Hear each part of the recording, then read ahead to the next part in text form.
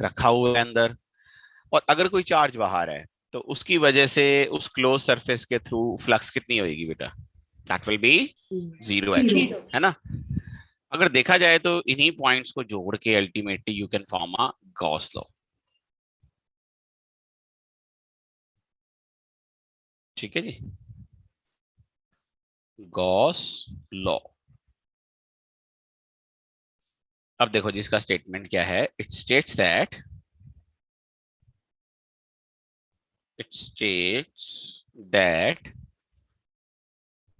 net electric flux through a closed surface is 1 by epsilon naught times the charge enclosed by the surface, है ना। 1 by epsilon naught times the charge enclosed by the surface actually। ठीक है जी। तो आप इसको ऐसे लिख सकते हो कि जो हमारी फ्लक्स आएगी क्लोज सरफेस के थ्रू, है ना जी, क्लोज सरफेस थ्रू, वो कितनी हो जाएगी देखो, जो भी उसने नेट चार्ज एनक्लोज किया हुआ है divided by epsilon not. Also देखो जो फ्लक्स है उसको इलेक्ट्रिक फील्ड की टर्म में भी लिख सकते हैं। नॉर्मली हम लोग कैसे लिखते हैं, इलेक्ट्रिक फील्ड का dot product with area vector और उसका इंटीग्रल। पर यहाँ पे हम लोग ना इंटीग्रल के ऊपर एक सर्कल लगा देते हैं इस तरह से। इस सर्कल का मतलब क्या होता है कि इसका मतलब है इंटीग्रल फॉर क्लोज सरफेस।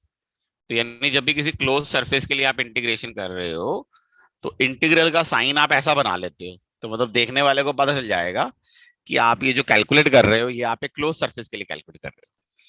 अगर मैं ऊपर वाली दोनों इक्वेशंस को कंबाइन कर दूं तो मेरे पास यहाँ पे जो फ्लक्स आएगी क्लोज सरफेस के लिए वो किसके बराबर आ जाएगी देखो, that is E dot D A. और ये मेरे पास हो गया Q enclosed by epsilon not, है ना। तो क्लोज सरफेस के लिए जो फ्लक्स है that is equals to this much. ये हो गया जी मेरे पास। इसमें जो ये ई है ना, इंटरेस्टिंगली ये मेरे पास होता है नेट इलेक्ट्रिक फील्ड।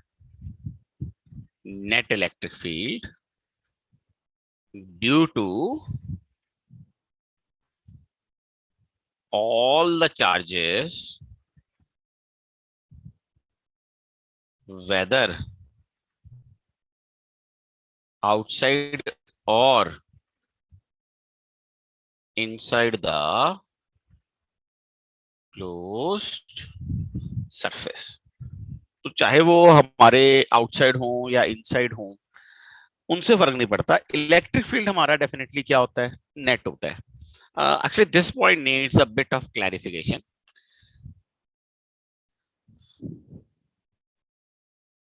मान लो ये हमारा क्लोज सरफेस है and you place few charges, मान लो जैसे Q1 रख दिया आपने, माइनस Q2 रख दिया और Q3। तो जब आप यहाँ पे फ्लक्स निकालोगे इसके थ्रू, इस क्लोज सरफेस के थ्रू, कितनी आएगी? Q1 minus Q2 bye epsilon not, क्योंकि नेट चार्ज इनसाइड कितना है, Q1 माइनस Q2, और जो Q3 आउटसाइड है उसकी वजह से फ्लक्स आएगी कि नहीं आएगी? हाँ भाई, नहीं आएगी इसकी। ठीक है, अगर मैं यहाँ पे कोई पॉइंट ले लूं T, तो क्या ये कहना ठीक है कि electric field at P will be due to Q1 minus Q2 and Q3? ये बात ठीक है कि गलत है? मतलब P पॉइंट पे जो इलेक्ट्रिक फील्ड होएगा वो तो तीनों की वजह से होएगा एक्चुअली।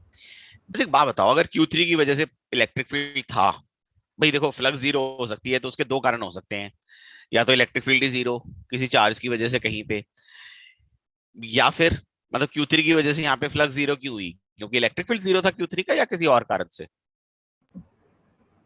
हाँ जी, सर उसकी वजह से जो एंटर और लीव कर रहा है वो सेम है। हाँ मतलब वही है ना, जो Q3 फ्लक्स प्रोड्यूस करेगा तो वो फ्लक्स इस क्लोज सरफेस में एंटर भी करेगी और लीव भी करेगी एक्चुअली। तो इस करके वो हम लोग क्या कर देंगे कि भी वो हमारे पास क्या हो गई, जीरो हो गई नेट। ये जो क्लोज सरफेस है, इस क्लोज सरफेस को हम लोग क्या बोलते हैं, गॉसियन सरफेस ही बोलते हैं। Close surface is generally known as Gaussian surface. ठीक है जी। देखो हमारा जो गॉस लॉ है ना एक्चुअली, अगर आप देखेंगे ये ना कूलम्स लॉ का ही एक डिफरेंट फॉर्म है। अगर आप कहेंगे ये आया कैसे है, आप खुद ही देख लो। क्या हमने लास्ट क्लास में ये प्रूव नहीं किया था कि क्लोज सरफेस के थ्रू जो फ्लक्स होएगी वो क्यू बाय एप्सिलॉन नॉट होएगी? ये हमने प्रूव किया हुआ है।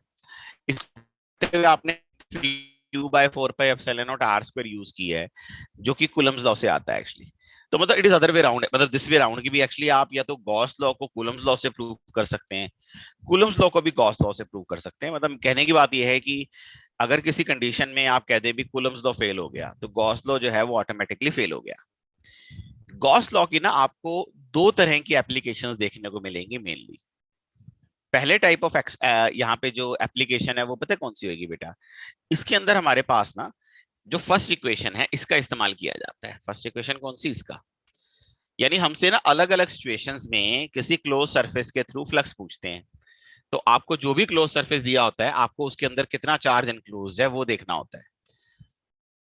और दूसरी एप्लीकेशन ये वाली होती है कि गॉस लॉ का इस्तेमाल करके आप अलग अलग सिचुएशंस में चार्ज डिस्ट्रीब्यूशंस के लिए इलेक्ट्रिक फील्ड निकाल सकें। ठीक है जी।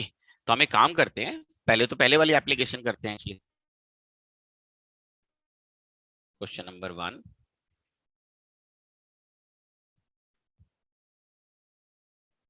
Electric flux entering a closed surface is phi 1 and flux leaving this surface is phi 2. Find charge enclosed.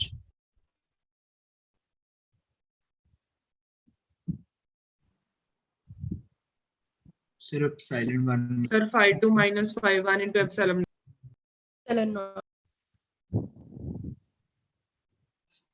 Charge enclose by epsilon naught. So charge enclose हो जाएगा epsilon naught into जो भी आपकी net flux है close surface के through. देखो जी leave कितनी कर रही है, फाई 2, वो पॉजिटिव होती है, और जो एंटर करती है वो नेगेटिव। तो आपका जो चार्ज एनक्लोज है वो किसके बराबर हो गया, epsilon naught into phi 2 minus phi 1। ये क्लियर है बेटा सबको ये वाला पॉइंट? ठीक है जी। अगला देखते हैं जी, question number 2।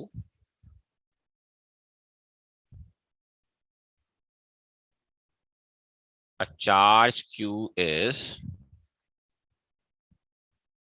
placed at the center of a cube. Find electric flux through each face of cube. Cube by 6 epsilon not. अच्छा जी, कैसे? सर क्योंकि क्यूब के वो पर क्यू उसके होते हैं, फुल के होते हैं, तो डिवाइडेड बाय 6 कर देंगे पट निकालने। अच्छा जी, देखें आंसर तो ठीक है। देखो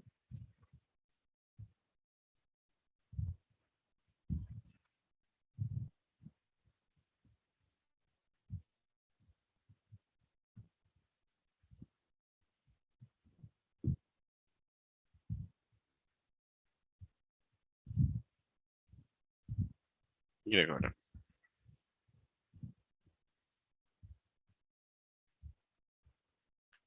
ये जैसे आपका एक क्यूब है, और यहाँ पे सेंटर में आपने चार्ज क्यू रख दिया एक्चुअली। अब देखो ना, क्यूब जो है वो इसको पूरी तरह से इनक्लोज कर रहा है, तो फ्लक्स थ्रू क्यूब इसमें कोई डाउट नहीं हो जाएगा, क्यूब एप्सिलॉन नॉट। भाई टोटल फ्लक्स जो प्रोड्यूस कर रहा है वो चार्ज बेसिकली कितने कर रहा है, cube epsilon naught actually, as the charge is placed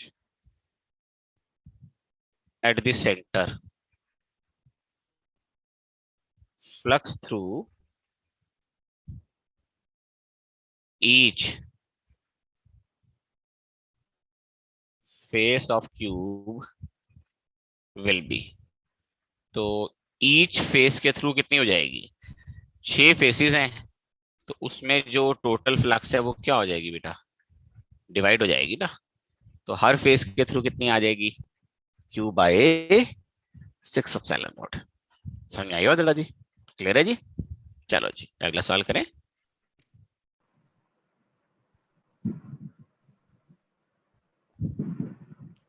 question number 3,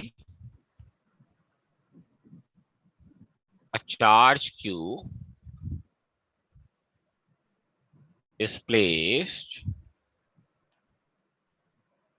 at the open end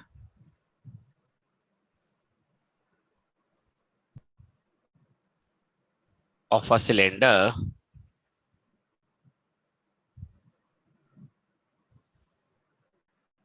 as shown.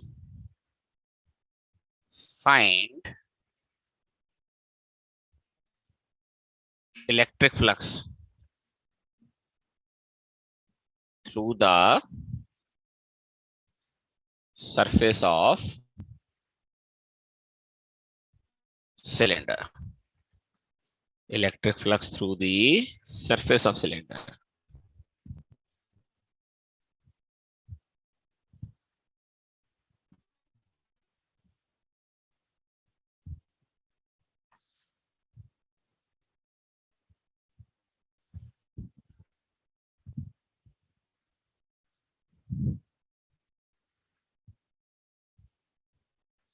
ये रखा हुआ जी मैंने चार्ज की यहाँ पे, ठीक है ना जी। तो बताओ जी,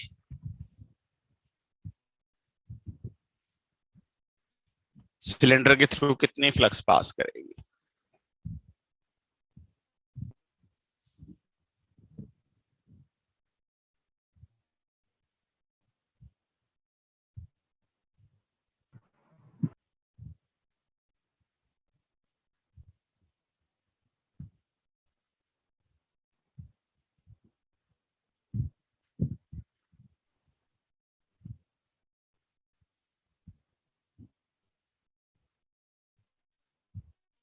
हाँ भाई, sir half cube by epsilon not. Half cube epsilon not, बिल्कुल ठीक है। कैसे जी, सिर्फ हाफ हो गया ना अगर पूरा क्लोज होता तो। अच्छा इसमें तो क्या है, देखो इस प्रॉब्लम को डेफिनेटली आप ना सिमेट्री से सॉल्व कर सकते हो। कैसे, मान लो जो आपके पास ये सिलेंडर है एक्चुअली, है भाई, ये जो मेरे पास सिलेंडर है, इस सिलेंडर को कंप्लीट कर दो, देखो आप ऊपर, ठीक है जी, इस तरह से। तो आप एक चीज देखो ना एक्चुअली, हम क्या बोलते हैं, देखो यहाँ पे है ना, we can solve this problem by symmetry. तो मैंने पता क्या किया बेटा, एक आइडेंटिकल सिलेंडर और लिया और इसके ऊपर रख दिया एक्चुअली। टोटल फ्लक्स कितनी हो जाएगी, total flux produced by charge will be कितनी होगी, देखो क्यूब एप्सिलॉन नॉट होगी। और ये फ्लक्स किस तरफ होगी, देखो आप खुद ही देख लो एक्चुअली, ऐसे इधर इधर को, ऊपर को, देख रहे हो ना, इस तरह से होगी ना ये फ्लक्स, इधर को, इधर को, ऐसे देखो, ये इस तरह से flux will be like this actually. ये होगी जी हमारी फ्लक्स। तो ये जो टोटल फ्लक्स है, क्या ये कहना ठीक है कि दोनों सिलेंडर्स में बराबर डिवाइड हो रही है एक्चुअली। हाँ भाई, since the flux will divide equally among both the cylinders, तो फ्लक्स थ्रू ईच सिलेंडर कितनी हो जाएगी? देखो हर एक सिलेंडर के through half of Q by epsilon naught. हर एक सिलेंडर के थ्रू फ्लक्स कितनी हो जाएगी? Half of Q by epsilon naught. हाँ भाई, समझ में आई या नहीं समझ में आई? यहाँ पे बताओ जी, यस क्लियर सर। है? क्लियर है बेटा? चलो बड़ी अच्छी बात है, फिर तो एक और सवाल करेंगे फिर तो।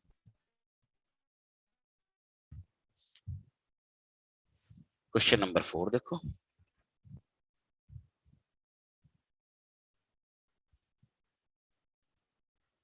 In the figure shown,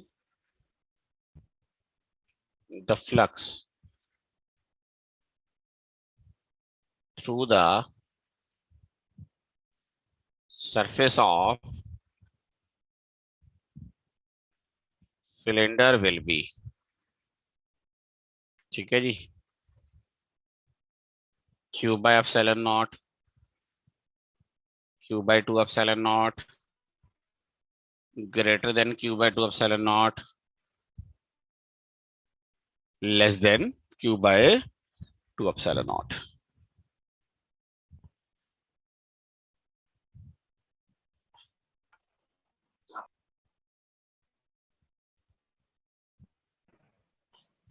I think the diagram is clear to you. हमने यहाँ पे क्या किया है कि ये ना वही सिलेंडर है जो पिछले वाला था, बट इसमें जो चार्ज है वो मैंने क्या किया बेटा, थोड़ा सा पहले तो बिल्कुल ही सिलेंडर के एंड पे रखा हुआ था, अब थोड़ा सा दूर रख दिया। फोर्थ ऑप्शन, हाँ जी बेटा, फोर्थ ऑप्शन, फोर्थ ऑप्शन आएगा। यस। कैसे? सिमेट्री से देख, सर क्योंकि जब सिमेट्री थी तो पूरे में इक्वल आता था, अब वो सेकंड वाले सिलेंडर में ज्यादा है। अब ऊपर वाले सिलेंडर में ज्यादा आ जाएगा एक्चुअली। बड़ी सही बात है जी, देखो बिल्कुल सही बात है। अगर आप यहाँ पे डायग्राम ही देख लें, तो मान लो कि आप यहाँ पे बना रहे हो इसको ना, फ्री वे मतलब इसका वो बना रहे हो, इलेक्ट्रिक फील्ड लाइंस देखो आप एक्चुअली, देखो इस तरह इलेक्ट्रिक लाइंस बनेंगी ना।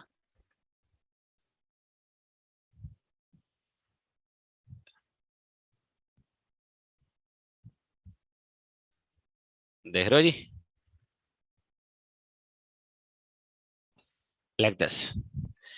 आप खुद ही देख लो डायग्राम में, है ना, ज्यादा कुछ करने की इसमें है ही नहीं। एक सीधी सी बात है, इस चार्ज क्यू का ये वाला जो हॉरिजॉन्टल वाले फील्ड आ रहे हैं देखो, इससे नीचे आप मान लो कि आधी फ्लक्स थी, पर उस आधी में से भी कुछ फ्लक्स जो है वो डेफिनेटली क्रॉस नहीं कर पा रही है एक्चुअली। तो आप यहाँ पे स्ट्रेट अवे बोल सकते हैं कि as clear from the diagram, clear from the diagram, तो जो फ्लक्स आएगी सिलेंडर के through that will be less than Q by 2 epsilon naught। तो आंसर डेफिनेटली मेरे पास किसके बराबर आ जाएगा? The answer will come out to be equals to fourth option आ जाएगी एक्चुअली। क्लियर है जी? क्लियर है बेटा ये वाला सबको? Yes sir. हाँ जी बेटा, ये डायग्राम प्लीज एक्सप्लेन कर सकते हो आप? बस मैंने उसकी इलेक्ट्रिक फील्ड लाइंस बनाई है बेटा क्यू चार्ज की। तो आप एक बात बताओ ना कि जितनी भी उसकी इलेक्ट्रिक फील्ड लाइंस होंगी, क्या half of the electric field lines इस सिलेंडर से पास करेंगी या हाफ से कम पास करेंगी? हाफ से कम। तो बस वही हमारी फ्लक्स होगी। तो हाफ से कम करेंगी, तो अगर हाफ करती तो क्यू बाय 2 एप्सिलॉन नॉट आती फ्लक्स। अब हाफ से कम करेंगी तो कितनी फ्लक्स आएगी बताओ? ठीक है सर, लेस। ठीक है जी, बड़ी अच्छी बात है जी actually.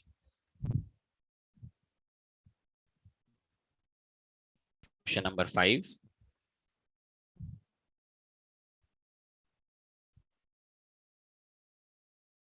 in the figure shown, find net electric flux through closed spherical surface. Net electric flux through closed spherical surface.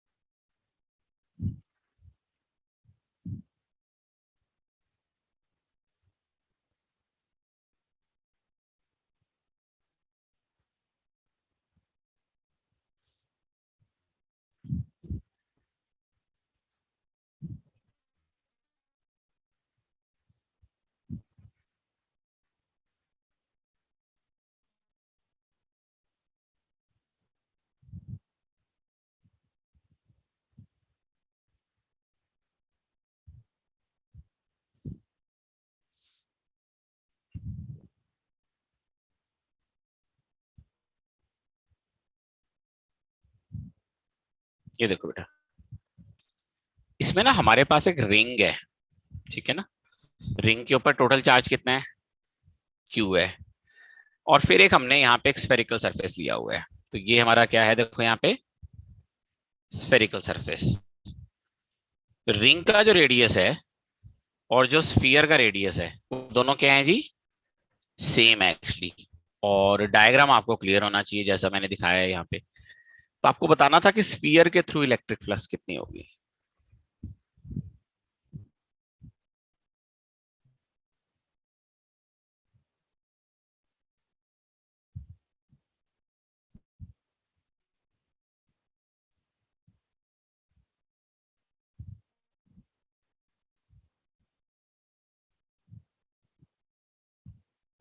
Sir Q/3 epsilon naught.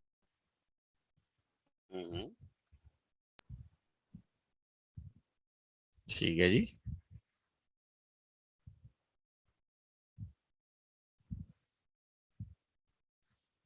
और देखो जी, और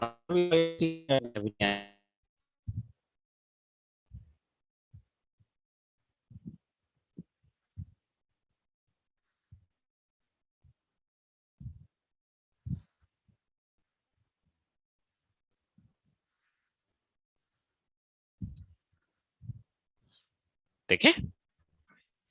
अच्छा एक बात बताओ, जो फ्लक्स आएगी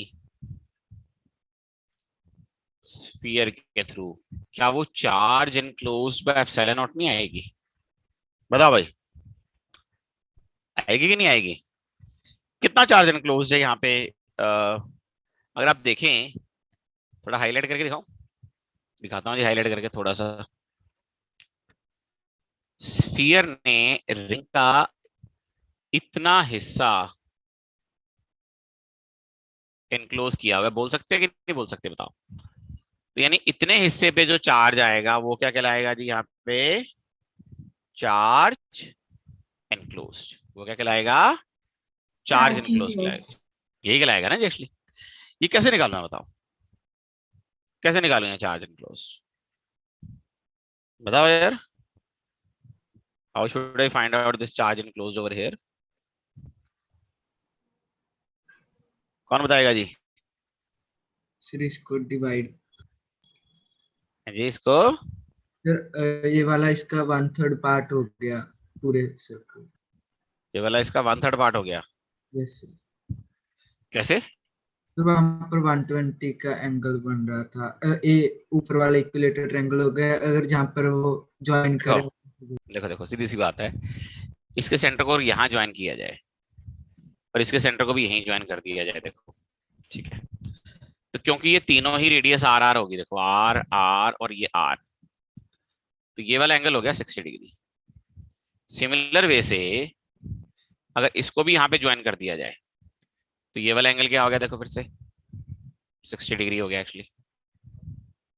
इसी तरह से ये वाला एंगल भी 60 डिग्री हो गया और ये वाला एंगल भी 60 डिग्री हो गया, ठीक है। अब एक चीज बताओ, ये वाली आर्क लेंथ अपने सेंटर पे कितना एंगल सबटेंड कर रही है? ये 120 डिग्री। तो इसका मतलब जो ये आर्क लेंथ है वो बेसिकली टोटल सरकमफ्रेंस का 1/3 रही होगी ना, क्योंकि टोटल सरकमफ्रेंस कितना एंगल सबटेंड करती है? हाँ भाई, 360 डिग्री। तो आप यहाँ पे लिख सकते हो ना, आर्क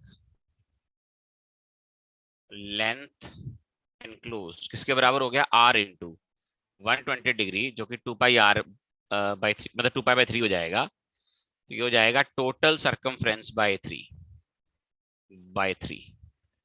तो इसका मतलब क्या हुआ कि जो चार्ज इनक्लोज्ड है वो टोटल चार्ज बाय 3 हो जाएगा। तो इसका मतलब जो फ्लक्स आएगी स्फीयर के थ्रू वो किसके बराबर आ जाएगी? Q/3 epsilon naught actually. ठीक है ना जी। तो मेन बात वही है कि चार्ज इनक्लोज मिल गया, फिर तो फ्लक्स लिखना आसान ही है एक्चुअली। क्लियर है जी? क्लियर है। चलो अगला सवाल करें, question number 6। A charge Q is placed at one corner of a cube. Find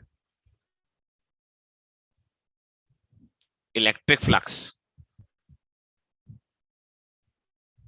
through the cube and through each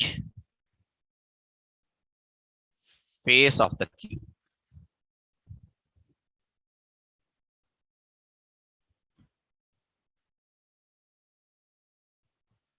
ये क्या है? कौन सी फ्लक्स है बेटा? अच्छा अच्छा, सारे फेसेस के through.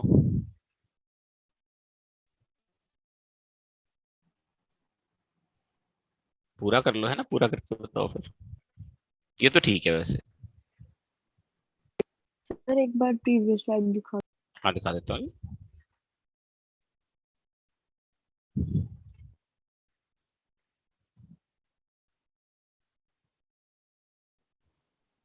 Thank you. Q/48 epsilon. ये गलत है।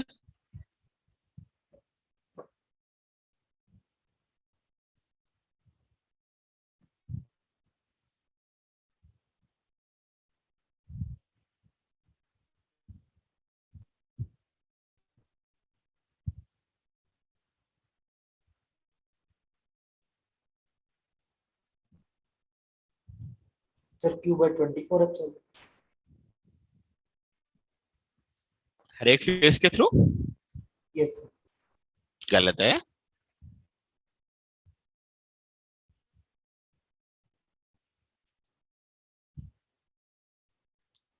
करो जी करो, ट्राई करो, फिर पता चलता है। Q/8 epsilon Q। अच्छा, Q/8 sir Q/8 epsilon. Epsilon naught तो क्यूब के थ्रू आ गई ना बेटा। Yes sir. वो तो ठीक है, लेकिन हमने तो हर फेस के थ्रू भी पूछी हुई है ना? क्या भाई? एप्सिलॉन नॉट क्या चीज है? Each phase. ईच फेस के थ्रू मतलब Q/ कितना?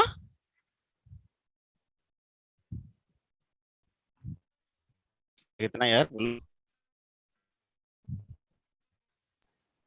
Sir Q/32 epsilon. अच्छा चलो एक चीज बताओ, यहाँ पे जैसे चार्ज क्यूब कॉर्नर पे रखा हुआ है, तो आपको ऐसे कितने क्यूब्स चाहिए होंगे जिनको सिमेट्रिकली रख के इस चार्ज को पूरा इनक्लोज किया जा सकता है? अगर आप देखेंगे ये क्यूब है, ये पूरी तरह से इस चार्ज को इनक्लोज नहीं कर रहा।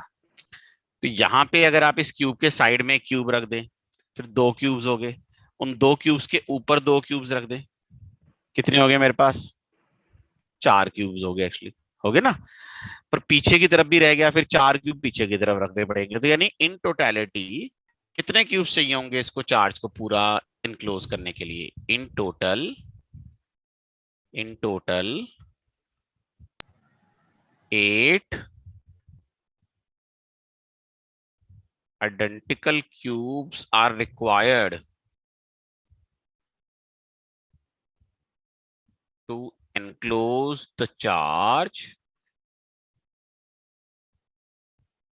completely. बोल सकते हैं ना, to enclose the charge completely.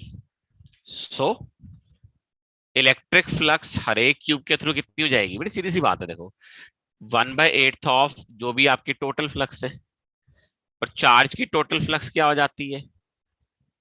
Cube epsilon naught. तो इसमें कोई डिनायल नहीं है कि जो ये फ्लक्स क्यूब के थ्रू आएगी वो कितनी आएगी?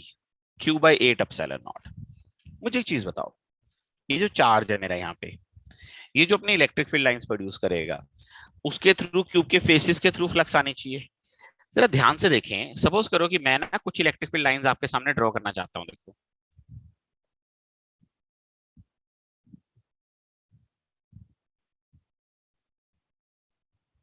चलो ये रहने दो, देखो जरा ध्यान से।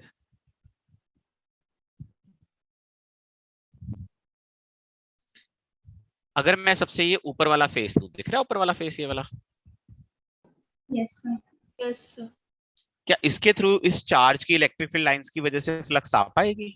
No sir. नहीं आ पाएगी। अगर मैं ये वाला फेस ले लूं, ये साइड वाला, आएगी? बताओ। No, sir. उसी तरह से अगर मैं ये पीछे वाला फेस ले लूं, आएगी? बताओ फ्लक्स। नहीं आएगी। तो इसका मतलब यहाँ पे 3 फेसेस, वो 3 फेसेस कौन से हैं जिनका कॉमन कॉर्नर पे चार्ज रखा हुआ है? देख रहे हो आप, पीछे वाली दीवार, साइड वाली दीवार और ऊपर वाली छत, इनका वो कॉमन कॉर्नर है ना जहां पे चार्ज रखा हुआ है। एक्चुअली इन तीनों फेसेस के थ्रू फ्लक्स क्या हो जाएगी? 0 हो जाएगी एक्चुअली।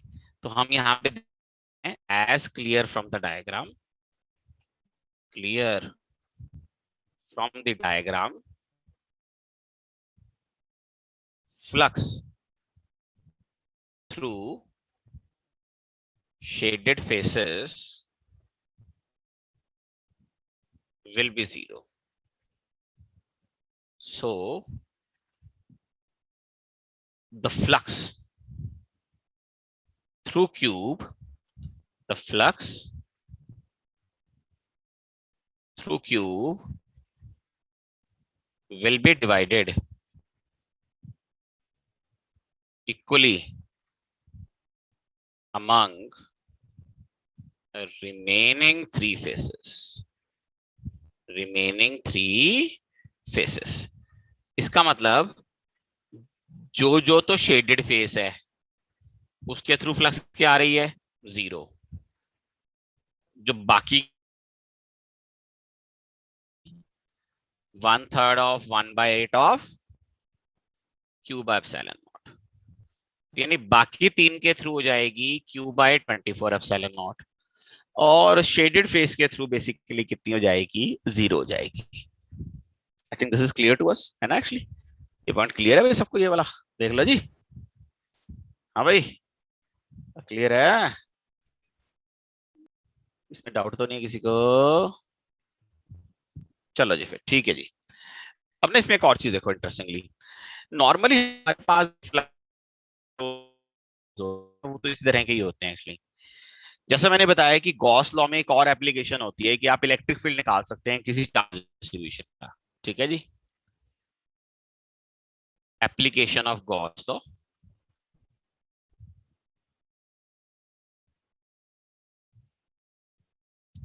For finding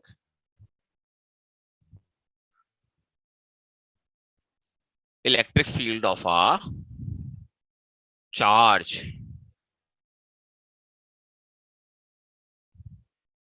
distribution. तो किसी चार्ज डिस्ट्रीब्यूशन का इलेक्ट्रिक फील्ड निकालने के लिए गॉस लॉ का इस्तेमाल किया जाता है जी एक्चुअली। अच्छा एक चीज बताओ, देखो हमारे पास जो फ्लक्स है, जो भी आपकी क्लोज सरफेस के थ्रू आ रही है, वो ये है ना बेटा? देखो it is equals to this, ये इक्वेशन है। अब यहाँ पे अगर आप इसको डॉट प्रोडक्ट को ओपन कर लो तो ये आ जाएगा। यहाँ पे जो इलेक्ट्रिक फील्ड है वो किसकी वजह से है? हाँ जी, क्यू एन क्लोज की वजह से इलेक्ट्रिक फील्ड या किसी और की वजह से एक्चुअली? Q की वजह से। मतलब ये जो इलेक्ट्रिक फील्ड, ये जो एनक्लोज चार्ज है उसका इलेक्ट्रिक फील्ड है। हाँ जी, यहाँ पे जो सर इलेक्ट्रिक फील्ड net आ रहा है इक्वेशन, charges होंगे। जी सर नेट सभी का। मतलब सबकी वजह से एक्चुअली, मतलब कहने का मतलब ये है कि यहाँ पे जो ये ई आ रहा है ये सबकी वजह से है। मतलब लेफ्ट हैंड साइड में इलेक्ट्रिक फील्ड आ रहा है वो सबकी वजह से है। पर जो क्यू एनक्लोज है वो तो उतना ही चार्ज है ना जो आपने गॉसियन सरफेस के अंदर एनक्लोज किया हुआ है एक्चुअली। अब इसमें ना देखो सबसे बड़ी दिक्कत पता है क्या है? राइट हैंड साइड तो आसान है, पता है क्यों? क्योंकि जब हम लोग गॉस लॉ को अप्लाई करने के लिए कोई गॉसियन सरफेस बनाएंगे, अपनी मर्जी से बनाएंगे गॉसियन सरफेस, तो वहां पे ये हो जाता है कि हम खुद से डिसाइड करेंगे ना हमें कितना चार्ज एनक्लोज करना है। तो यानी हमारे लिए इस इक्वेशन का राइट हैंड साइड सॉल्व करना ज्यादा मुश्किल काम नहीं है। प्रॉब्लम हमारे साथ किसकी है? लेफ्ट हैंड साइड की। तो लेफ्ट हैंड साइड में ना देखो बड़ी सारी चीजें हैं, ई, डी ए, कॉस थीटा। हमें एक चीज पता है कि कोई भी इंटीग्रल सॉल्व करना तभी आसान होता है जब वो सिंगल वेरिएबल, तभी सॉल्व कर सकते हैं जब वो सिंगल वेरिएबल में हो। तो नॉर्मली हम लोग ज्यादातर सिचुएशंस में अपना गॉसियन सरफेस स्मार्टली ऐसे चूज करते हैं कि मेरा जो ई और थीटा है ना वो बेसिकली क्या हो जाए गॉसियन सरफेस के ऊपर कांस्टेंट हो जाए। अगर ऐसा हो गया तो आप देख सकते हो कि ये इक्वेशन बहुत आसान हो जाएगी ना एक्चुअली। ई और कॉस थीटा अगर कांस्टेंट हो गए वो बाहर आ जाएंगे इंटीग्रल से, बचेगा क्या? खाली डीए का इंटीग्रेशन, वो हम लोग कर लेंगे। तो फिर हमारी ये इक्वेशन जो है वो आसानी से सॉल्व हो जाती है एक्चुअली। तो यहाँ पे हम लोग यहाँ पे ये कह सकते हैं कि actually basic method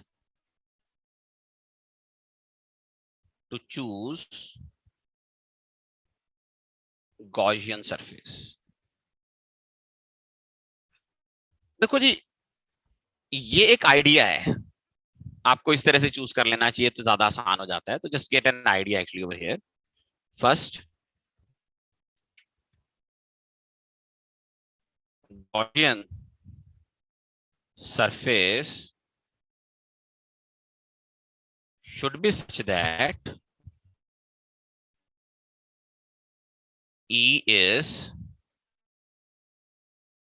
of same magnitude at all points of Gaussian surface। तो यानी एक तो हमें कोशिश ये करनी चाहिए कि E का जो मैग्नीट्यूड है वो सभी पॉइंट्स पे क्या हो जाए गॉसियन सरफेस के सेम हो जाए। ठीक है जी, it should be such that angle theta between E and DA is constant। ठीक है जी, एंगल थीटा जो है ई और डीए के बीच में क्या होना चाहिए? कांस्टेंट होना चाहिए। If 1 and 2 are satisfied, then we can easily solve the integral। कौन सा इंटीग्रल जी? ये वाला। तब हम डेफिनेटली क्या कर सकते हैं? अपने इंटीग्रल को आसानी से सॉल्व कर सकते हैं actually. Fourth, Gaussian surface should not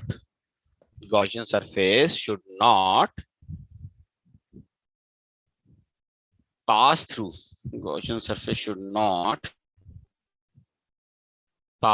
through point charges as electric field at the location of point charges is not defined। देखो पॉइंट चार्ज की ना खुद की लोकेशन पे जो इलेक्ट्रिक फील्ड होता है, जैसे के क्यू बाई आर स्क्वायर से देखेंगे, तो आर अगर 0 हो जाएगा तो वो इलेक्ट्रिक फील्ड इनफाइनाइट हो जाएगा। तो ऊपर वाली जो हमारी इक्वेशन है, अगर इस इक्वेशन के अंदर ई इनफाइनाइट हो जाता है यानी नॉट डिफाइंड हो जाता है, तो हमारा पूरा इंटीग्रल ही नॉट डिफाइंड हो गया ना एक्चुअली। तो इसका मतलब हमारे इंटीग्रल की एक डेफिनेट वैल्यू आएगी तभी आप उसे सॉल्व कर पाओगे। तो हम लोग नॉर्मली जब इलेक्ट्रिक फील्ड की कैलकुलेशन करते हैं तो we miss those point charges. हाँ, कॉन्टिन्यूस चार्ज डिस्ट्रीब्यूशन में से पास कर सकता है, उसमें कोई दिक्कत नहीं होती है, क्योंकि कॉन्टिन्यूस चार्ज डिस्ट्रीब्यूशन में सब जगह इलेक्ट्रिक फील्ड प्रॉपरली डिफाइंड होता है। ठीक है जी। अब इस आइडिया को देखो, ये आइडिया है कि आपको गॉसियन से चूज करना है, बाकी तो आप जब एग्जांपल्स करते हो तभी आपको रियलिटी में पता चलता है एक्चुअली, है ना। इतने से आइडिया वर्ड से तो आपको नहीं पता चलेगा भी कैसे लेना है, but when you solve some examples या कुछ पर्टिकुलर केसेस आप देख लेते हो, फिर आपको ये जस्टिफिकेशन लगती है भी हाँ ऐसे ऐसे होना चाहिए। तो यहाँ पे जैसे हम सबसे पहले पता है क्या निकालेंगे, electric field of uniformly charge infinite straight wire बोल दो, या इनफाइनाइट स्ट्रेट लाइन बोल दो, इनफाइनाइट स्ट्रेट वायर बोल दो या इनफाइनाइट स्ट्रेट लाइन बोल दो जी। बड़ी अच्छी बात है जी एक्चुअली। तो एक काम करते हैं ना, यहाँ पे देखो ले लीजिए, मैंने ये इनफाइनाइट है, देखो चार्ज किया हुआ जी आपने इसको, ठीक है जी। और इसका चार्ज पर यूनिट लेंथ कितना है, लैम्डा। लैम्डा क्या हो गया, लीनियर भाई charge distribution. Charge. Charge density यार, डिस्ट्रीब्यूशन नहीं, लीनियर चार्ज डेंसिटी। अच्छा एक बात बताओ यार, अगर ये लैम्डा मैंने ऐसे ले लिया एक्चुअली, और सपोज करो कि मैं यहाँ से आर डिस्टेंस के ऊपर इलेक्ट्रिक फील्ड निकालना चाहता हूँ, एक छोटा सा सवाल तुमसे पूछता हूँ एक्चुअली। अगर मैं यहाँ पे एक पॉइंट ले लूँ, ई पॉइंट मैंने ले लिया, मान लो देखो है भाई, I just took a point P over here. यहाँ पे आप बता सकते हो मुझे कि इलेक्ट्रिक फील्ड किधर को आएगा actually, can you just tell me. Right को। बिल्कुल राइट साइड को आएगा एक्चुअली। कैसे पता चला आपको राइट साइड को आएगा? एक्चुअली पॉइंट ये है ना, अगर आप यहाँ पे कोई एलिमेंट ले लो, यहाँ पे कोई एलिमेंट ले लो, तो आप खुद ही देख सकते हो कि ये दोनों इलेक्ट्रिक फील्ड ऐसे ऐसे आएंगे, है भाई, और उनका रिजल्टेंट किधर आएगा, इधर कोई। इसके अलावा आप ऊपर ले लोगे कोई एलिमेंट, मान लो यहाँ पे, उसका ऐसे आ जाएगा, देख रहे हो, ले लोगे उसका भी ऐसे आ जाएगा, तो इस वजह से वहां पे भी क्या हो जाएगा फिर, राइट साइड ही। तो यानी कि आप सोच के देखो ना कि इस पॉइंट पे इलेक्ट्रिक फील्ड राइट साइड को आएगा। अच्छा ये मैटर करता है कि ये पॉइंट यहाँ पे है कि कहीं और है, थोड़ा मतलब मान लो कि अगर मैं ये पूरा सिस्टम उठा के ऊपर ले जाऊं तो भी इलेक्ट्रिक फील्ड राइट साइड को ही आएगा, नीचे ले आऊं तो भी इलेक्ट्रिक फील्ड राइट साइड को ही आएगा, क्योंकि है तो ये इनफाइनाइट सिस्टम ना, बोल सकते हैं ऐसे एक्चुअली। इसी तरह से इस वायर के लेफ्ट में फील्ड किधर को आएगा, लेफ्ट साइड को। राइट में फील्ड किधर को आ रहा है, राइट साइड को। लेफ्ट में फील्ड किधर को आ रहा है, लेफ्ट साइड को। तो इसका मतलब यहाँ पे जो इलेक्ट्रिक फील्ड लाइंस आपकी आएंगी वो ऐसे, क्यों भाई, लेफ्ट साइड में ऐसे ऐसे आएंगी, ओ सॉरी, क्यों भाई ऐसे ऐसे आएंगी ना, देखो लेफ्ट साइड में, बोल सकते हैं, बोल सकते हैं एक्चुअली ऐसे। Yes sir. तो यहाँ पे ना एक्चुअली इस तरह की सिमेट्री को हम लोग पता है क्या बोलते हैं, इस तरह की सिमेट्री को हम लोग बोलते हैं सिलिंड्रिकल सिमेट्री। तो हम लोग क्या करते हैं कि यहाँ पे जो अपना गॉसियन सरफेस है ना, वो भी एक सिलिंड्रिकल सरफेस ही ले डालते हैं। क्या ले डालते हैं जी, सिलिंड्रिकल सरफेस। देखो जी बना देना मैं इसमें अब, उस सिलिंड्रिकल सरफेस का जो सेंटर आएगा वो पता कहाँ आएगा, हाँ जी कहाँ आएगा, सिलेंडर के ऊपर ही आएगा एक्चुअली, इस तरह से। देख रहे हो जी, ये बना दिया जी मैंने, देखो यहाँ पे इसकी जो रेडियस आएगी किसके बराबर आएगी, आर के बराबर आएगी। इसकी जो लेंथ आएगी वो किसके बराबर आएगी, एल के। यहाँ पे एक चीज बताओगे मुझे, यहाँ पे चार्ज एनक्लोज कितना है, how much is charge enclose, सीधा है देखो, लैम्डा इनटू एल, बोल सकते हैं कि नहीं बोल सकते हैं, क्योंकि एल लेंथ आप एनक्लोज कर रहे हो, उससे ज्यादा कुछ है ही नहीं एक्चुअली। एक और चीज बताओ, जैसे आपको पता ही है कि यहाँ पे इलेक्ट्रिक फील्ड किस तरफ है, जैसे यहाँ पे इलेक्ट्रिक फील्ड इस तरफ है, रादर सब जगह इलेक्ट्रिक फील्ड ऐसे ही है ना बेटा, यहाँ पे भी तो इलेक्ट्रिक फील्ड ऐसे ही है, यस है ना, यहाँ पे भी इलेक्ट्रिक फील्ड आपका ऐसे ही है, देखो है ना, बिल्कुल सही बात है। देखो तो आपका इलेक्ट्रिक फील्ड ऐसे है, देखो यहाँ पे ये इलेक्ट्रिक फील्ड है ना आपका। यहाँ पे अगर मैं एरिया लूं कोई, या यहाँ पे एरिया लूं, या यहाँ पे एरिया लूं, ये एरिया वेक्टर्स किस तरफ आएंगे? देखो मैं बताऊं आपको, देखो ये वाला एरिया वेक्टर तो इस तरफ आएगा, ये वाला एरिया वेक्टर इस तरफ आएगा, और ये वाला एरिया वेक्टर किस तरफ आएगा? नीचे की तरफ। तो यानी ये जो फ्लैट एरियाज हैं वहां पे एरिया वेक्टर इलेक्ट्रिक फील्ड के क्या है? परपेंडिकुलर है। Perpendicular. और ये कर्व्ड सरफेस पे क्या है? Parallel. पैरेलल। मान लो जो ऊपर वाला प्लेन एरिया है वो S1 है, कर्व्ड सरफेस कौन सा है? S2 है, और नीचे वाला फ्लैट एरिया क्या है? S3 है। अब गॉस लॉ आपको क्या बोलता है? गॉस लॉ यही बोलता है ना भैया की, गॉस लॉ क्या बोलेगा बेचारा? कहेगा सॉल्व कर लो, E D A cos theta is Q enclosed by epsilon naught. कहता है ये कर लो आप बस सॉल्व। मैं अपने इंटीग्रल को ब्रेक कर लेता हूं, देखो ई D A cos theta S1 के लिए अलग से, ई D A cos theta S2 के लिए अलग से, ई D A cos theta S3 के लिए अलग से, Q enclosed by epsilon not S1। S1 के केस में एंगल कितना है? 90 degree. S2 के केस में एंगल 0 degree 0 डिग्री और S3 के केस में 90 degree 90 डिग्री। और Q एनक्लोज तो तुम्हारा है ही है lambda L by epsilon not. ये S1 S2 S3 वाले जीरो नहीं हो जाएंगे? यस सर S2 है, उस पूरे के लिए इलेक्ट्रिक फील्ड क्या है? मैग्नीट्यूड में कांस्टेंट है। देखो सेम डिस्टेंस पे आएंगे ना, S2 का जितने भी सरफेस पे आप देखोगे ये सारे पॉइंट्स वायर से सेम डिस्टेंस पे हैं, तो इलेक्ट्रिक फील्ड मैग्नीट्यूड में क्या हो जाएगा? सेम हो जाएगा एक्चुअली। तो ये मेरी इक्वेशन बन गई। देखो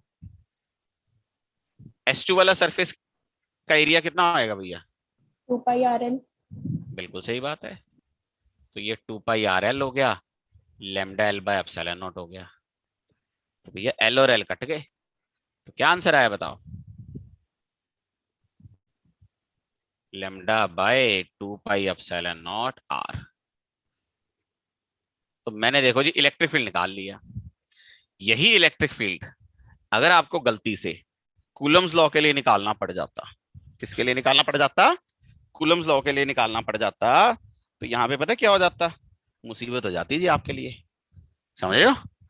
क्योंकि मुसीबत इसलिए हो जाती कि वहां पे हमारे पास क्या करना पड़ जाता जी, बताऊं आपको? छोटा सा एलिमेंट लो, उसका इलेक्ट्रिक फील्ड लो, वेक्टर एडिशन के हिसाब से देखो कौन से कंपोनेंट ऐड होंगे कौन से नहीं, फिर वेक्टोरियली ऐड करो। बट ये है कि गॉस लॉ से आप थोड़ा सिमेट्री का इस्तेमाल करते हुए इसको आसानी से सॉल्व कर सकते हो। समझ आई बात बेटा जी? अब ये देखो मैंने इलेक्ट्रिक फील्ड तो निकाल लिया यहाँ पे, इसका अगर आप एक डायग्राम सा बनाना चाहें तो डायग्राम जरूर बना सकते हैं एक्चुअली। वो इस तरह से देखो, इलेक्ट्रिक फील्ड R के साथ कैसे वेरी करेगा? यहाँ पे इनवर्स रिलेशन है, तो जितना ज्यादा आप दूर जाते जाओगे उतना आता चला जाएगा एक्चुअली। अब यहाँ पे ना हम लोग ना, यहाँ पे देखो हमने जब फर्स्ट चैप्टर पढ़ा तो वहां पे सिर्फ इलेक्ट्रिक फील्ड पढ़ा, किस किस का? पॉइंट चार्ज का, डायपोल का, रिंग का। फिर दूसरे चैप्टर में मैंने क्या किया? पोटेंशियल पढ़ा, पॉइंट चार्ज का, डायपोल का, रिंग का। तो अब तो हम दोनों पढ़ चुके हैं ना, तो आज के बाद हम जिसका भी इलेक्ट्रिक फील्ड निकालेंगे उसका साथ के साथ पोटेंशियल का भी फॉर्मूला निकाल डालेंगे जी एक्चुअली। तो अब सीधी सी बात है, पोटेंशियल डिफरेंस कैसे निकालते हैं? देखो negative of the line integral of electric field, यही होता है ना इनिशियल से फाइनल। देखो क्या भाई, दैट्स व्हाट इट इज। ठीक है जी, बड़ी अच्छी बात है एक्चुअली। अब मुझे एक चीज बताओ, यहाँ पे देखो मैं मान लो कि ये वायर यहाँ पे ले आया थोड़ी सी ना, तो देखो जी थोड़ा समझने की कोशिश करते हैं एक्चुअली।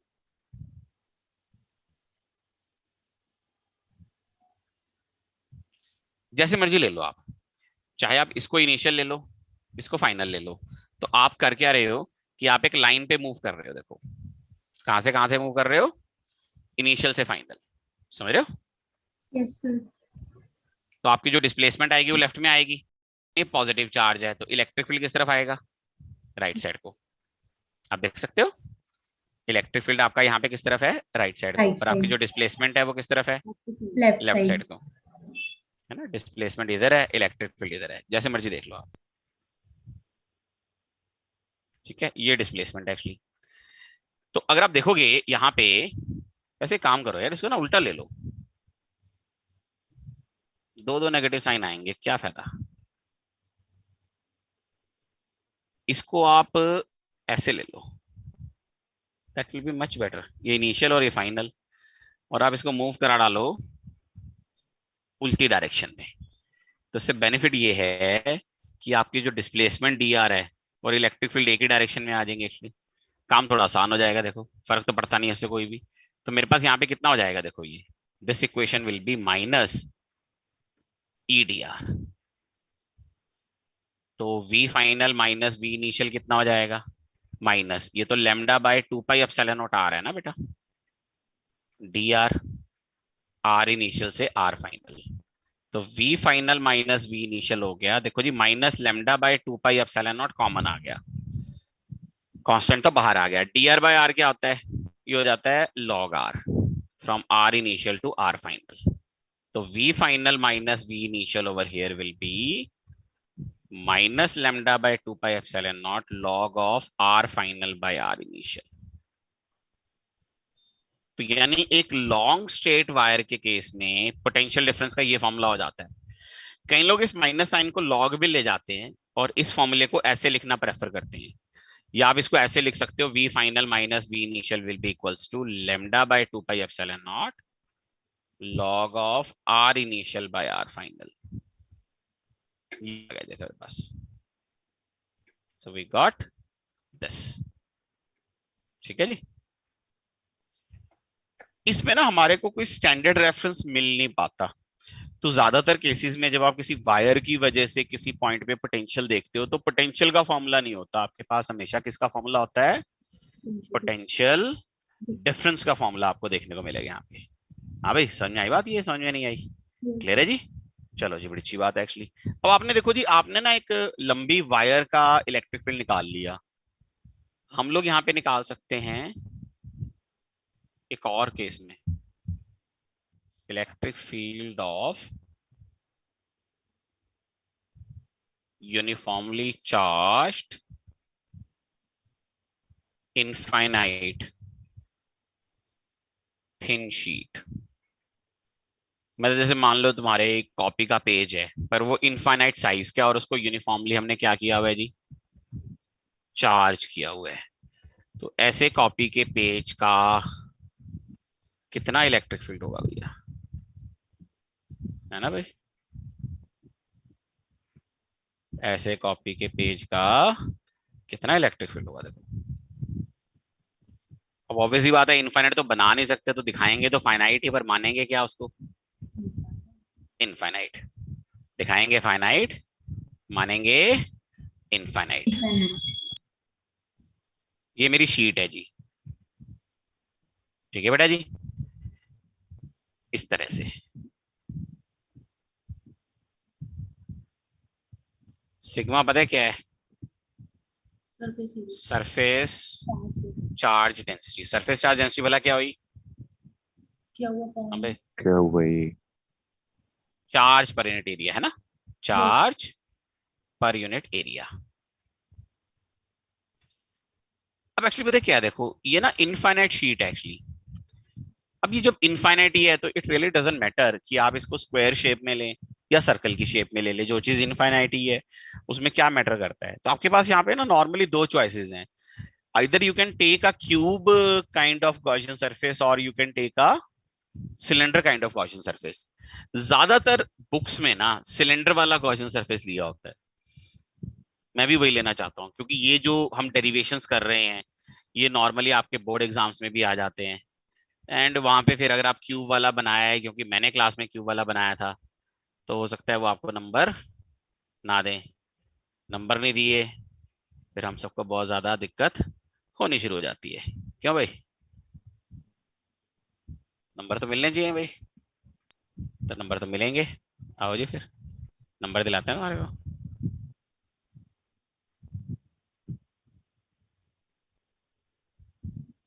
ये बना देना जी हमने, देखो गॉसियन सरफेस, छोड़ना नहीं हमने गॉसियन सरफेस।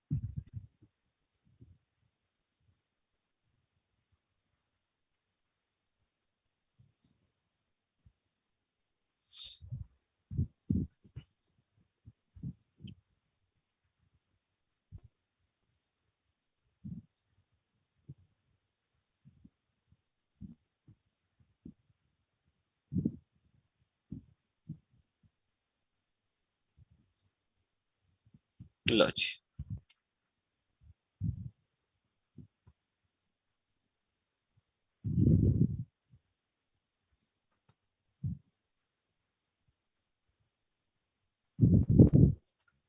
थोड़ा सा गलत है ये कंसेप्चुअली, तो इसको फिर थोड़ा ऊपर कर दो।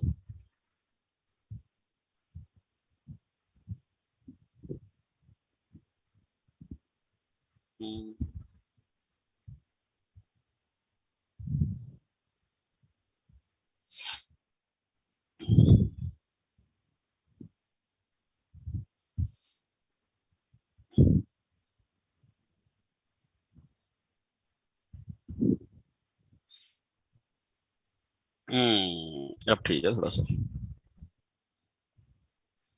इनफाइनाइट है ना, तो ऊपर वाली एज तो दिखेगी नहीं ना हमारे को। चलो ठीक है।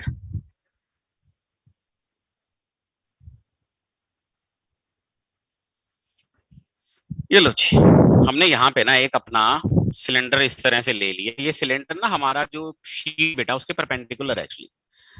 शीट का इलेक्ट्रिक फील्ड आप देखोगे कि यहाँ पे भी ना राइट साइड को ही आएगा एक्चुअली। जैसे वहां पे वायर का आ रहा था, तो जैसे यहाँ पे इलेक्ट्रिक फील्ड राइट साइड को आ जाएगा, यहाँ पे राइट साइड को आ जाएगा, और इधर लेफ्ट साइड में किधर को आएगा, शीट का इलेक्ट्रिक फील्ड लेफ्ट साइड को आ जाएगा। तो ये इलेक्ट्रिक फील्ड मेरा इस तरह से आएगा, देखो यहाँ पे, देख रहे हो। और इधर भी किधर को आएगा, देखो यहाँ पे, ये भी लेफ्ट साइड को ही आएगा। आएगा ना बेटा यहाँ पे, इधर भी ये लेफ्ट साइड को आ जाएगा, जो भी आपका इलेक्ट्रिक फील्ड है। देखो यहाँ पे अब एक बड़ी सीधी सी बात बताओ यहाँ पे इंटरेस्टिंगली। जैसे मैंने आपने एरिया डिफाइन कर लेने हैं। जैसे ये वाला एरिया मेरा मान लो S1 हो गया, ये कर्व्ड सरफेस हो गया पहले की तरह S2, और ये वाला कितना हो गया S3। तो यहाँ पे जो एरिया वेक्टर आएगा वहीं पे ले लो जहाँ पे इलेक्ट्रिक फील्ड बनाया हुआ है। ये वाला एरिया वेक्टर, ये वाला एरिया वेक्टर, ये वाला एरिया वेक्टर और ये वाला एरिया वेक्टर। तो अगर आप देखेंगे जो S3 है वहां पे एरिया वेक्टर इलेक्ट्रिक फील्ड के पैरेलल है, S2 पे इलेक्ट्रिक फील्ड के परपेंडिकुलर है, और S1 पे भी क्या है जी, पैरेलल है। तो यानी ये वाले जो एरिया है मेरे, ये सारे पैरेलल हैं। ये S2 वाले क्या हैं, परपेंडिकुलर हैं, इस तरह से एक्चुअली। यहाँ पे एक और चीज बताओ कि अगर मान लो ये S3 वाला एरिया, S3 वाला टोटल एरिया A है, तो यहाँ पे जो शीट के अंदर से एरिया पास हो रहा है ये भी तो A ही हुआ ना बेटा, हुआ। तो यहाँ पे आप एक चीज बता सकते हो कि चार्ज एनक्लोज कितने हैं, सिग्मा इंटू ए बोल सकता हूँ। अगर आप देखोगे ये जो पूरा सिलेंडर है इसमें से सिर्फ ये ए एरिया ही तो शीट का एनक्लोज हो रहा है कि नहीं हो रहा, यही एनक्लोज हो रहा है। अब आप यहाँ पे गॉस लॉ लगाएंगे, तो गॉस लॉ लगाने से किसका मतलब, देखो ये क्या हुआ, ई D A cos theta is Q enclose by epsilon not. E D ए में कौन कौन से पार्ट हो गए, देखो S1 वाला पार्ट हो गया, उसके लिए थीटा कितना है 0 डिग्री। S2 वाला पार्ट हो गया, उसके लिए थीटा कितना है 90 डिग्री। S3 वाला पार्ट हो गया, उसके लिए कितना है 0 degree. That is equals to Q enclose by epsilon naught. तो इसमें S2 वाला 0 हो जाएगा ना। अच्छा, जो S1 वाला है उसके लिए इलेक्ट्रिक फील्ड क्या है मेरा, पूरा कांस्टेंट है। तो S1 वाले के लिए ऐसे बन जाएगा, फिर 0 आ गया बीच में। फिर S3 वाले के लिए भी तो ऐसे ही बन जाएगा कि E बाहर और डी आप ऐड कर दो, और यहाँ पे क्यू एनक्लोज कितना आ गया, sigma A bye epsilon not. ठीक है, बात बताओ, ये वाला एरिया भी ए है, ये वाला भी ए है, तो यानी ये वाला बन जाएगा ई ए, ये भी बन गया ई ए, और ये बन गया सिग्मा ए बाय एप्सिलॉन नॉट। तो आई थिंक ए कट जाता है यहाँ से। तो इलेक्ट्रिक फील्ड किसके बराबर आ गया भैया, sigma by 2 epsilon not. Electric field becomes sigma by 2 epsilon naught. तो एक इनफाइनाइट शीट का जो इलेक्ट्रिक फील्ड है वो सिग्मा बाय 2 एप्सिलॉन नॉट है। और सबसे बड़ी बात ये, क्या ये डिस्टेंस के इंडिपेंडेंट नहीं है, यानी इस इनफाइनाइट शीट से आप कितने भी डिस्टेंस पे हो तो आपका इलेक्ट्रिक फील्ड इतना ही रहता है। तो अगर आप इस शीट का फील्ड राइट साइड को देखो तो हर पॉइंट पे यूनिफॉर्म नहीं हो गया, लेफ्ट साइड पे भी यूनिफॉर्म हो गया, पर लेफ्ट टू राइट यूनिफॉर्म नहीं है, क्योंकि लेफ्ट साइड पे फील्ड की डायरेक्शन लेफ्ट है, राइट साइड पे फील्ड की डायरेक्शन क्या है, राइट है। तो जब आप लेफ्ट साइड से राइट साइड जाओगे तो इलेक्ट्रिक फील्ड डायरेक्शन में तो चेंज हो जाएगा एक्चुअली। ये पॉइंट क्लियर है। अच्छा, यहाँ पे अगर आप इनके डायग्राम से बनाओ, देखो दो डायग्राम बनाएंगे हम लोग एक्चुअली इनके।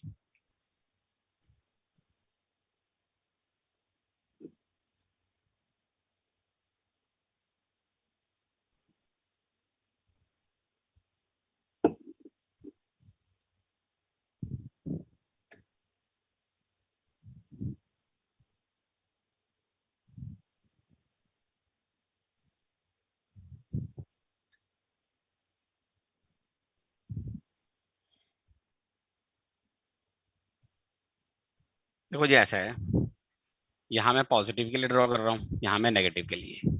ठीक है जी। पॉजिटिव का फील्ड राइट साइड में राइट को है और कितना है भाई बताओ, sigma by 2 epsilon naught. Left side में minus sigma by 2 epsilon naught. ऐसे ही होएगा ना, देखो जी सीधी सी बात है, plus sigma by 2 epsilon not minus sigma by 2 epsilon naught. और इसका क्या है जी, राइट साइड में नेगेटिव हो जाएगा शीट का, और लेफ्ट साइड में क्या हो जाएगा पॉजिटिव। उल्टी डायरेक्शन हो जाती है ना शीट के इलेक्ट्रिक फील्ड की। तो sigma by 2 epsilon not minus sigma by 2 epsilon not. यहाँ पे आप एक बड़ी इंटरेस्टिंग चीज देखो आप एक्चुअली, लेफ्ट टू राइट जाते हुए इलेक्ट्रिक फील्ड में चेंज कितना आया, सिग्मा बाय एप्सिलॉन नॉट। तो यहाँ पे मैं एक बड़ा इंटरेस्टिंग पॉइंट लिख रहा हूं कि when we cross the sheet while moving from one side to other, the electric field changes by sigma by epsilon naught. So electric field is discontinuous at the surface of sheet by sigma by epsilon naught. अब खुद ही देख लो ना actually, ये बेटा sheet है तुम्हारी यहाँ पे, है ना। शीट के जब तुम जस्ट लेफ्ट में खड़े हो तो तुम्हारा फील्ड लेफ्ट साइड को है और सिग्मा बाय 2 एप्सिलॉन नॉट है। जैसे तुम क्रॉस करके जस्ट राइट में आते हो, फील्ड तुम्हारा क्या हो गया सिग्मा बाय 2 एप्सिलॉन नॉट, लेकिन राइट साइड में। तो चेंज जो हो गया वो सडन है, क्योंकि तुम शीट की कोई थिकनेस लेते नहीं हो। तो लेफ्ट और राइट एक किस्म से दोनों एक ही पॉइंट हो गए। तो मतलब वहीं पे शीट को जस्ट क्रॉस करते ही तुम्हारा इलेक्ट्रिक फील्ड सडनली चेंज हो जाता है, इसीलिए हमारे पास ये आ जाता है। एक और चीज यहाँ पे देखी जाए वो क्या है कि यहाँ पे जो इलेक्ट्रिक फील्ड है वो यूनिफॉर्म है ना। तो आप यहाँ पे बोल सकते हैं कि यहाँ पे जो पोटेंशियल डिफरेंस आएगा किसके बराबर हो जाएगा numerically, E S cos theta with negative sign. बस ई की वैल्यू आप क्या डाल सकते हो यहाँ पे, sigma by 2 epsilon naught into S cos theta. तो मतलब अब डिस्प्लेसमेंट आप कितनी लेते हो और किस डायरेक्शन में लेते हो उसके हिसाब से यहाँ पे आप पोटेंशियल डिफरेंस निकाल सकते हो एक्चुअली। ठीक है जी। एक चीज और देखो कि ये जो इनफाइनाइट शीट है, अगर इसका इलेक्ट्रिक फील्ड हमें गॉस लॉ से निकालना पड़ जाए then again it is going to be a very very tedious task. यहाँ पे लेकिन ये डेफिनेटली काफी आसानी तरीके से हो गया एक्चुअली। मैंने आपको ना 2 इलेक्ट्रिक फील्ड करा दिए, तो नेक्स्ट क्लास पे तो पहले मैं इन दोनों के ऊपर, कुछ ज्यादा क्वेश्चंस तो होते नहीं है बट थोड़े बहुत जो भी होते हैं विल डिस्कस दैट। उसके बाद ना मेनली हमारे जो ज्यादातर क्वेश्चंस होते हैं ना वो शेल और स्फीयर के होते हैं, uniformly charge sphere, uniformly charge shell, उसके क्वेश्चंस बहुत ज्यादा होते हैं एक्चुअली। तो वो फिर नेक्स्ट क्लास में कराऊंगा अभी एक्चुअली ना, आज तो टाइम हो गया है। ठीक है जी, तो चलो फिर। हाँ जी, क्या कह रहे हो बेटा? सर क्या आरपीएस कहाँ तक हो जाएगी? आरपीएस ना थोड़ा सा ट्विस्टेड काम है एक्चुअली। आप मेरे ख्याल से पहले 4 आरपीएस हो गई ना, तो you can definitely do the 5th RPS. पर प्रॉब्लम ये है कि अभी क्योंकि ये ना गॉस लॉ टॉपिक काफी बड़ा होता है, सो उसमें फिर क्वेश्चंस मिक्स होते हैं एक्चुअली, है ना। तो उसमें क्वेश्चंस मिक्स होने की वजह से आप सारे क्वेश्चंस कर नहीं सकते हो, और फिर वैसे थोड़ा दिक्कत है। तो आप गॉस लॉ की बस एक 1st आरपीएस कर सकते हो अभी तो फिलहाल, वो जो पहले वाली है ना फ्लक्स एंड गॉस लॉ, वो हो जाएगी एक्चुअली। हाँ, कल के बाद आप थोड़ा सिग्निफिकेंटली कर पाओगे, तो अभी फिर पुराना ही कर लेना, अगर उसको करके टाइम बच जाए तो पुराना कर लेना, या नोट्स ही रिवाइज कर लेना अच्छे से। और वो फिर तो अब कल मैं बताऊंगा। टॉपिक ऑब्जेक्टिव का 6th टॉपिक एक सेकंड में देख के बता सकता हूँ, मेरे पास एक सेकंड सर रुको। 6 तो इक्विपोटेंशियल का है। नहीं वो तो हो ही गया, वो तो मैंने छुट्टी वाले दिन ही यस बोल सर दिया वो था ही करने कह को। रहे हैं। 6th तक हो हैं जी, नहीं 6 तो तक ये तो हो पूछ गया रही था थी ना। अभी 6 तक ही करना है ना फिर। अच्छा ऐसे पूछ रही थी, अच्छा कोई नहीं, मैं बता देता हूँ देख के ऑब्जेक्टिव बुक का, कोई इतनी बड़ी बात नहीं है, एक सेकंड लगेगा, देखो बस यहाँ पे देख के बता देता हूँ कि 6 के अलावा जो 7th टॉपिक है वो हो सकता है कि नहीं हो सकता। देखो अगर तो 7 टॉपिक वो वाला हुआ जिसमें इलेक्ट्रिक फील्ड निकालने वाले क्वेश्चंस नहीं हुए गॉस लॉ के, फिर तो आप डेफिनेटली कर सकते हो, वही ना फ्लक्स और चार्ज एंड क्लोज वाले क्वेश्चंस हुए। अगर वो टॉपिक में इलेक्ट्रिक फील्ड निकालने वाले क्वेश्चंस हुए फिर नहीं होने के, क्योंकि उसके अंदर फिर वो स्फीयर शेल तो आता ही आता है ना। देखे 6 टॉपिक ये है।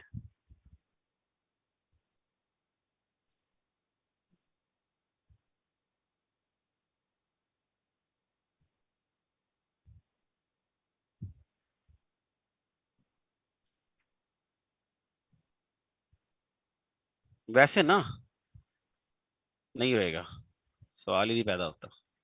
इन्होंने बेटा सारा इकट्ठा दिया हुआ है 7 टॉपिक में ना, और 7 टॉपिक में they have given full Gauss law, बस समझ रहे हो, पूरा Yes, sir. Gauss law. तो मतलब ऑब्जेक्टिव का 7 टॉपिक वैसे हालांकि सीक्वेंस में है, मतलब अगर आप क्वेश्चन करने शुरू करोगे तो शुरू वाले क्वेश्चंस हो जाएंगे, 48 क्वेश्चंस हैं टोटलिटी में, तो शुरू के 20-25 क्वेश्चंस आप कर सकते हो, मतलब if you want to do it, मतलब half of the questions you can do it actually. तो आप वो अटेम्प्ट करना चाहो कर लेना, ठीक है, बट लेकिन Okay, है sir.